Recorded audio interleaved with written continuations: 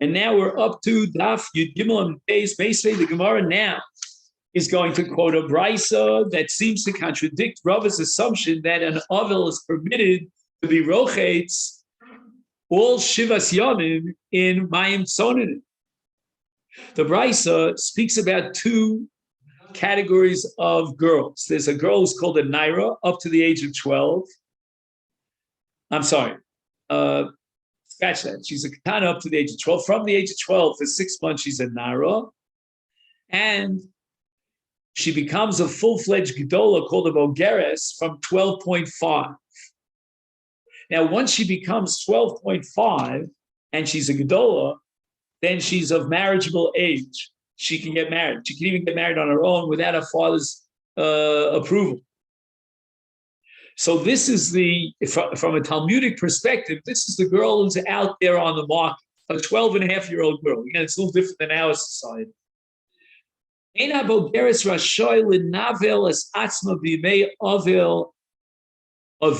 lost her father then. She's a 12-and-a-half-year-old girl, and she's chayav in avelus, but she's not allowed to make herself detestable, benuval. Why? Because she's of marriageable age, and she has to look decent. Otherwise, people will not be interested in marrying. The implication is Hanara, if she was only 12, during the 6-month period between 12 and 12.5, then Rasha, then she'll be menavel as atzma, she'll look detestable during Avelus. So let's analyze this brisa. What's the din of Avelus about which the brisa says that this nivel, this state of being detestable, in a case of Bulgaria, she's not going to be noeg that nivel.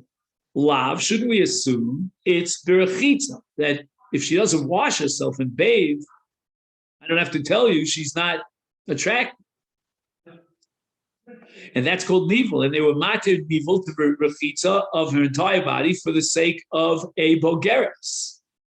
Now, what kind of water are we talking about bathing?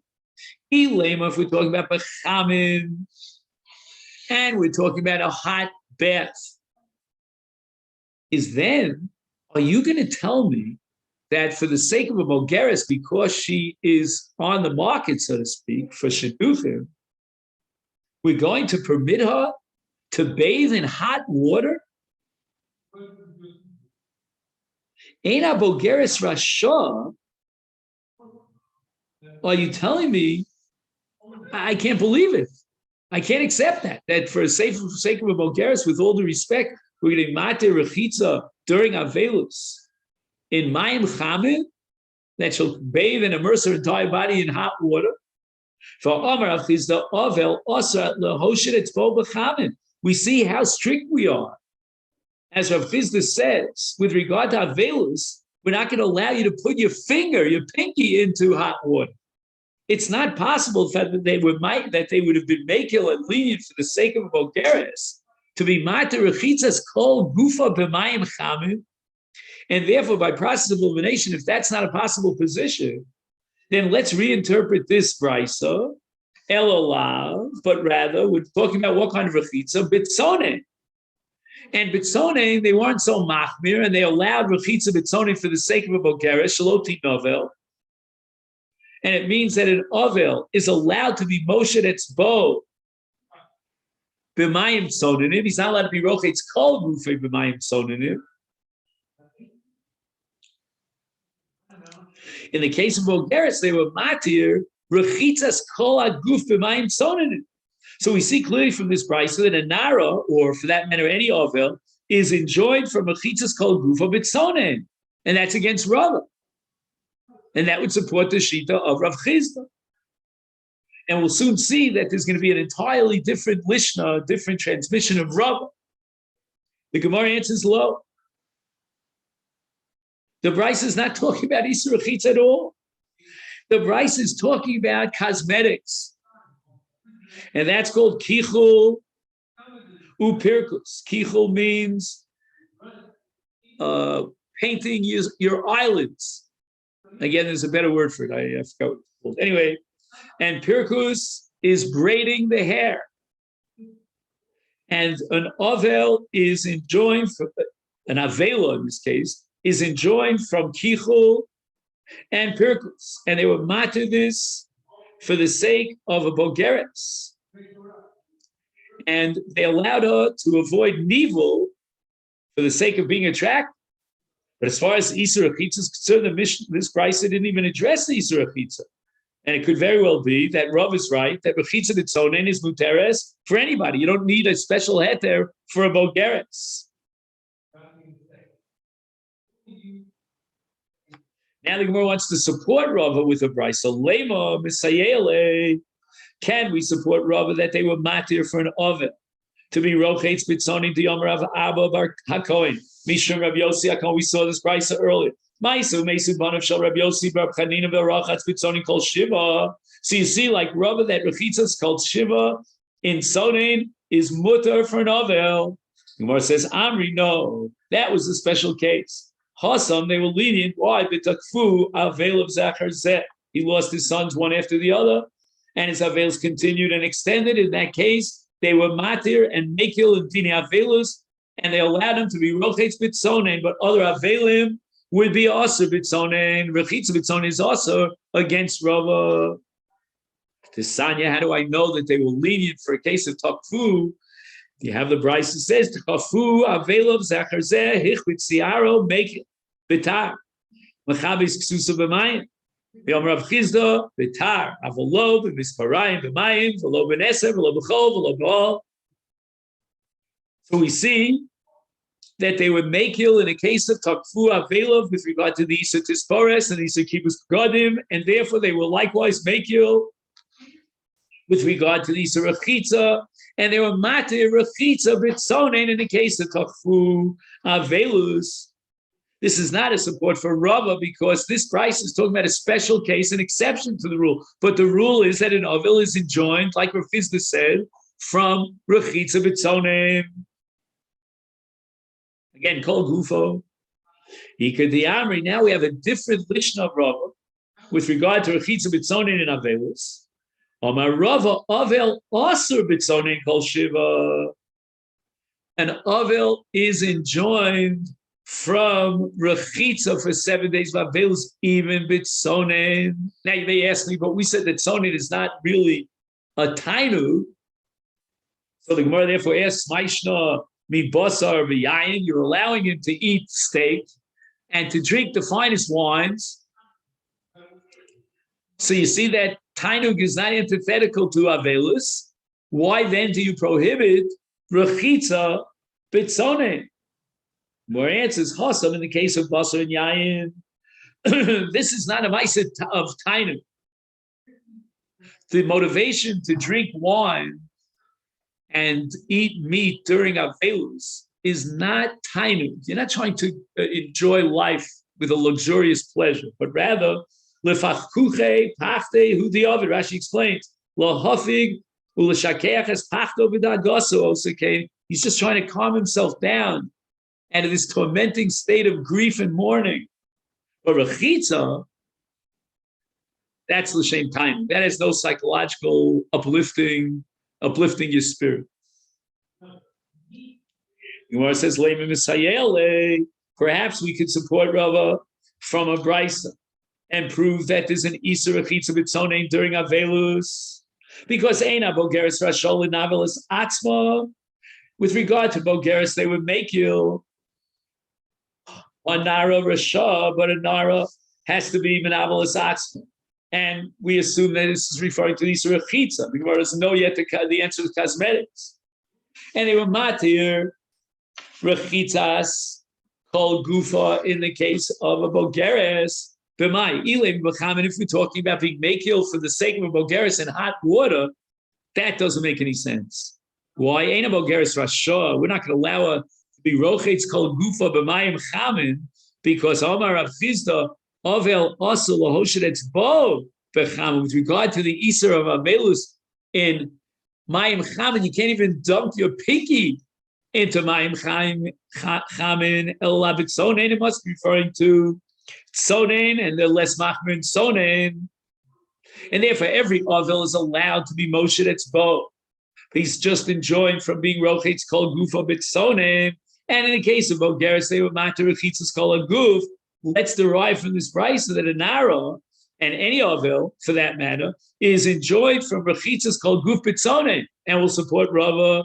Lo, that's not the discussion of this price. The subject of this price is not Rechitz at all, but rather Akichul Upirkus.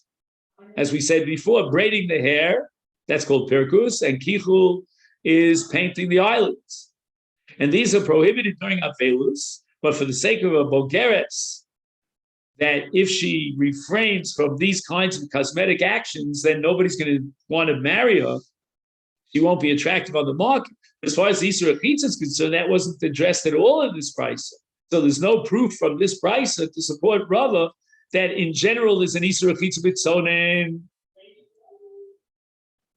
Now, once we interpreted this price as referring to Kichul Upirkus, so the Gemara derives an additional din. Amar Rav Chizdas also meres Avel Asur B'Tichboses Kol Shiva.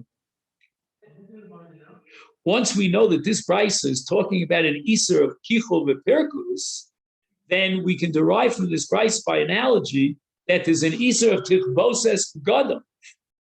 Because kibbutz b'gadav, the Gemara assumes, is analogous to kichul pirkus.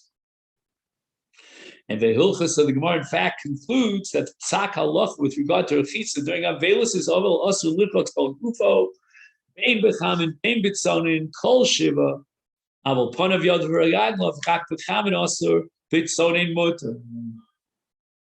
So we have a distinction between mayim chamin and mayim tzonin during avelus. Whereas in the case of Mayim Chamin, it's an absolute all-inclusive Isur Achitza, even if it's parts of his body and only parts of his body. But with regard to Tzonen, will allow him to be Rochetz, parts of his body, but he cannot immerse his entire body into a cold bath.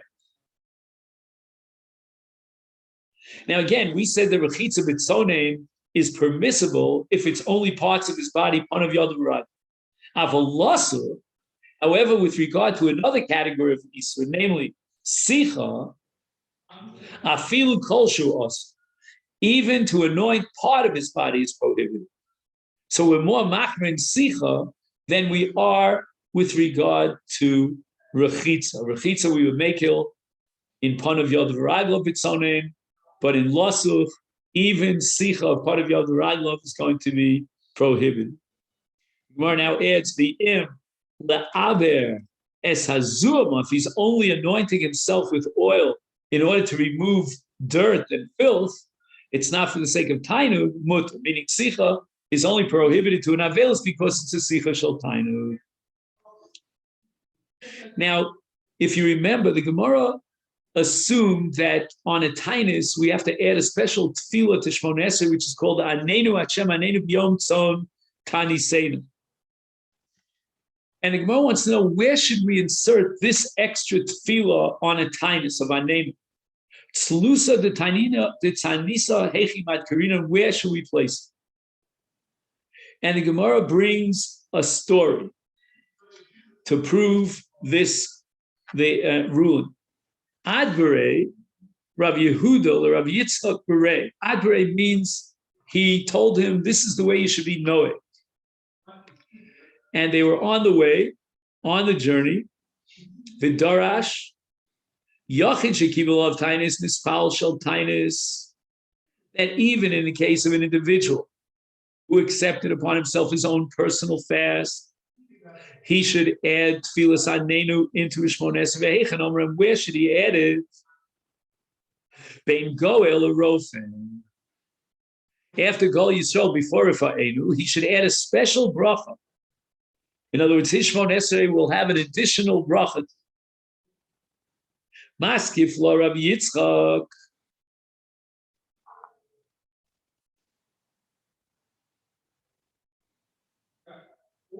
Now, I'm not sure.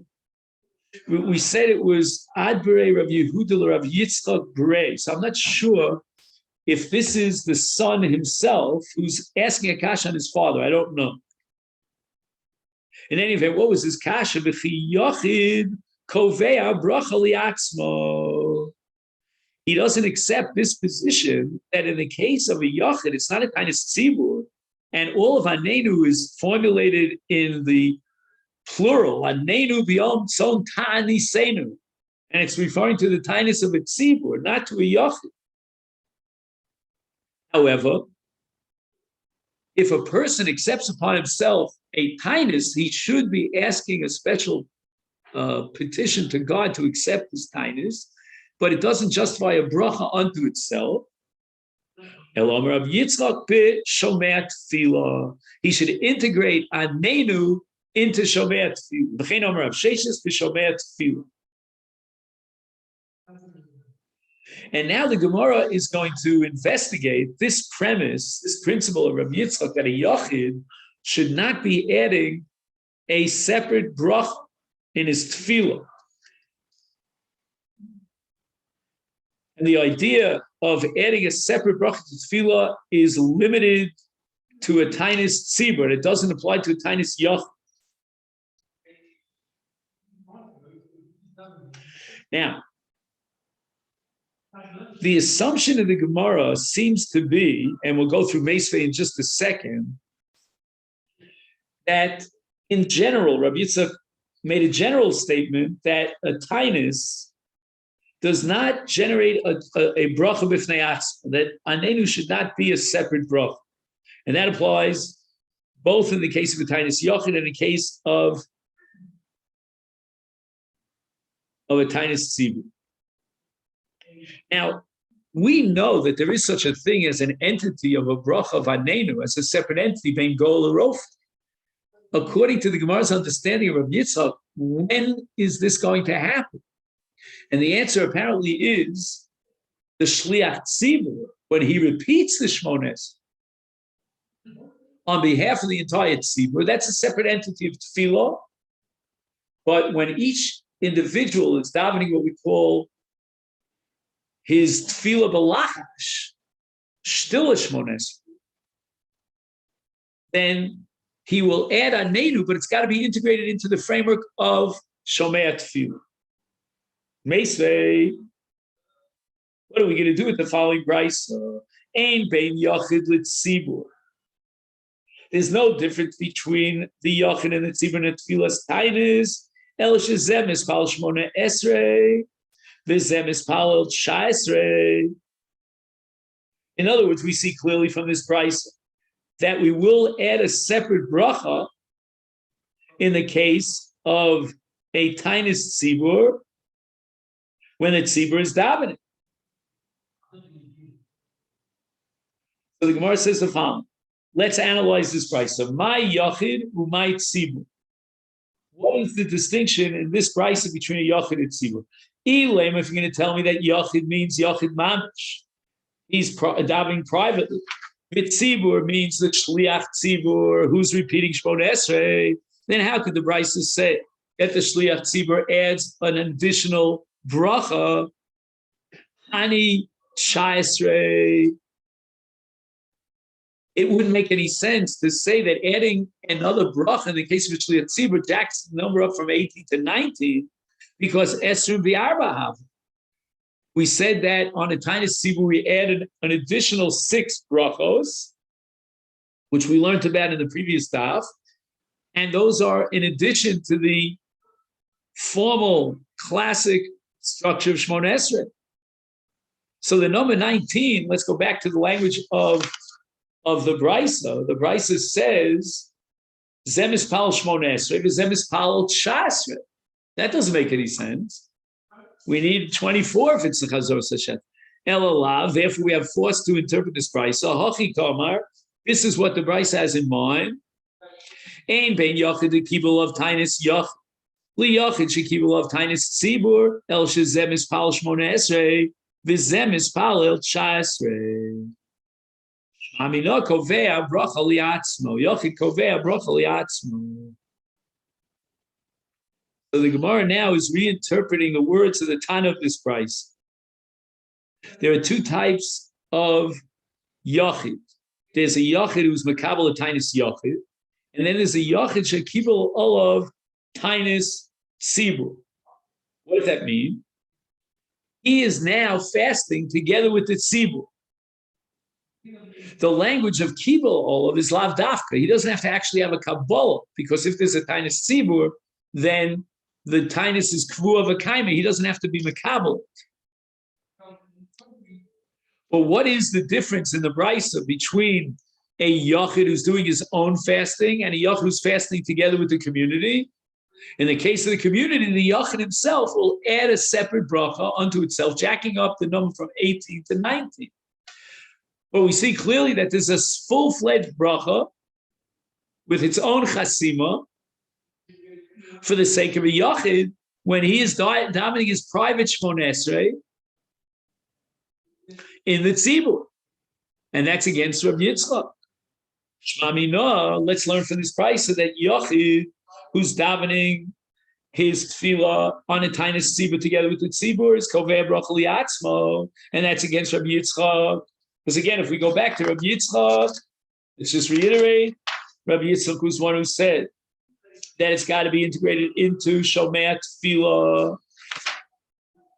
So where it says low, that's not what the Brisa really has in mind. The old maybe look how the Brisa, when it says tzibur, is talking about the shliach tzibur, the kakashale. And you ask the question, why 19?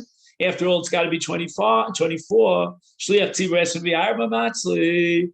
The answer is b'shalosh tainios rishonos. We only add the extra 6 brachos when we get to the second stage of Atziras Gishom. But in the first stage of Atziras Gishomim, then we only pray the regular classic 18 brachos. Teleka esr v'arba. So in this case of Shalosh Tanios or Rishonos, the Brisa says that he should be mispal cha'esra. He should add 1 bracha to the 18 brachos. But again, we talk about the Shliach Tzibur, but the Yachid himself will integrate his Hanenu into Shomei Tefillah. So Gemara asks, Vilo, are you telling me that the Shliach Tzibur does not add an additional 6 brachos on a tainus if it's the Gimel Rishonos? Va'ein bein k'tani. The Tana of the Brisa says, Ein bein, there's no distinction. And the Brisa says that there's no distinction between a tainus that was enacted by the Tzibur because of the lack of rain, bein shalosh rishonos l'shalosh emtzayos. The only difference between shalosh rishonos and shalosh emtzayos is el shebe'elu mutarim b'asiyas malach be'elu asurim b'asiyas malach. They didn't decree an Isur Malacha to desist from Malacha during the Gimel Rishonos, but implying, as far as the structure of Shmoneh Esrei and how many brachas to recite, Esrim v'Arba, there's no difference between Zela Zesh Shavin, between the first 3 tinios and the second or third set of tinios. And therefore, in all cases, even with regard to the set of first 3 tinios, we're going to require that the Shliach Tzibur recite 24 brachos. So how can you tell me that the reason why the Brisa says that you jack it up to 19 brachos in the case of a Shliach Tzibur and a Tainus Tzibur is referring to Gimel Tainios Rishonos? We still have our old kasha that it's 24. So the Gemara answers no. On the first 3 tainios, the tainios Rishonos for Shliach Tzibur does not recite 24 brachos. The Brisa said that the only difference between the Gimel Rishonos and the Emtzayos, etc., was only Yisur Malacha, ton of a shir. The Brisa didn't give you an exhaustive list of the differences between the two. So the Gemara asks, but we always ask this question. Whenever you say ton of a shir, we automatically ask the question, my shir, the high shir. Now, what's the difference when you are trying to compare and contrast the Gimel Rishonos to the Emtzayos, and you're saying that the Brisa, the Tana of the Brisa was Mishayer? Why should we assume that he's Mishayer this distinction between 24 brachos and 18 brachos? He says, "Ma chiluk anosa ben rishonos lemtzoyos sheshir atanav lo shono shenucha loma sheshir imo." Is there some other element of distinction between the Gimel Rishonos and the others that were left out of the Bryce? And then we're going to add, the six brachos. And furthermore, Ein Bain Kitani. The Ein Bain implies that there are no other distinctions. The only distinctions for Yitzer Malacha. Ella, therefore, the Gemara now retracts its original answer of Tana Vashir, and offers a different answer to the kasha from this price. Actually, two answers. Ella Tana B'Isurei Kamairi B'Tfilos Lo Kamairi. The subject of this price in comparing the Gimel Rishonos to the other Tainios, the Tainios and Tzoyos, is Isur. Therefore, the only distinction, the conscious distinction here is as far as Isur Malacha. He's not going to mention the difference of how many brachos you add to tefillah. He by saying another answer, here he wants to contrast the first three with the middle segment of Tainios Tzivu. And there's no distinction as far as the additional six brachos, meaning even in the Emtsayos, which is one stage higher, we jack it up to a more chomer dikatainis, we do not add six brachos. It's only in the Achronos, when we get to the third and last set, that's when we jack up the Shmon Esrei to 24 brachos. So therefore, there's no difference between the Rishonos and the Tzomos as far as the six brachos. The Gemara asks, wait a minute. The low, are you telling me that during the Emtsayos, that section of three Tainios, the Shliach Tzibur does not add the six brachos, but time you have a brisa that says aim, there's no difference in terms of a tainis of Gishamim, Atzirus Gishamim, bein Sholosh Shnios and Sheva Chronos, Ela Shebe Elu Masriim, V'nolim Esachanios, that when we get to the highest level, the most severe third segment of Tainios, last seven, then we add Trua B'Shofar, and we lock up all the stores. As far as the Emtsayos is concerned, we don't do so. And that implies that there are only these chilukim, halachol divrayim, zev v'zeh shavim. As far as everything else, all the dini tainus, both the Emtsayos and the Achronos are equal, which means implying that the six extra brachos are added even to the Emtsayos. So how can you tell me the Emtsayos are like the Rishonos, and we do not jack up the number of brachos by adding six? And if you'll say, Hachanami, here too, in this Brisa Tana Vishir, that he's leaving out these chilukim. There are additional distinctions between the Emtsayos and the Achronos and the last seven, because in the Emtsayos we do not add the six brachos, but this was left out of the Brisa. But Ein Bain Ketan.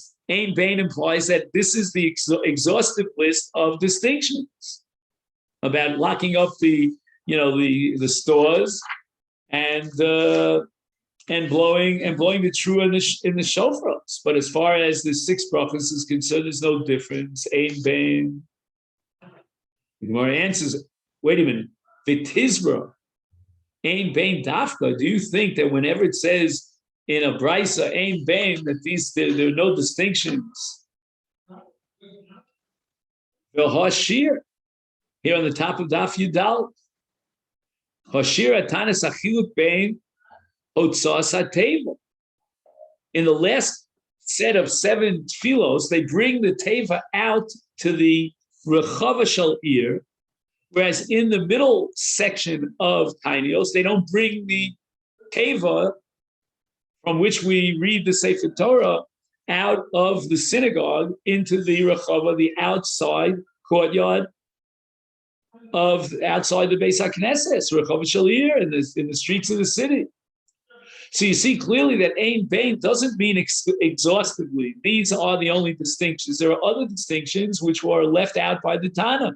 And therefore we could argue that in addition, he left out the fact that in the Achronos we add six extra brachos, whereas in the Emtsayos we do not add the six extra brachos. Gemara says, mishum teva, if you're trying to prove that ton of a shear, even in the case of ein bain, you're proving that from the fact that he omitted the distinction of teva, lav shiuru, that's not called a shear. Why? Because mili ditzina ktani, the subject of this brisa is dvarim anasim b'tzina, but mili defarhesi lo ktani, that which is done publicly, like taking out the teva into the rechava shel, that's not even mentioned in the brisa.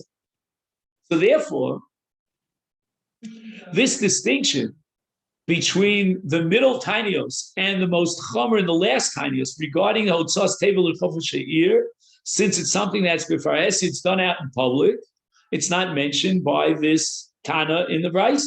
So you can't prove from this that a Tana b'shir, that he omitted certain distinctions between the Emtsayos and the Achronos.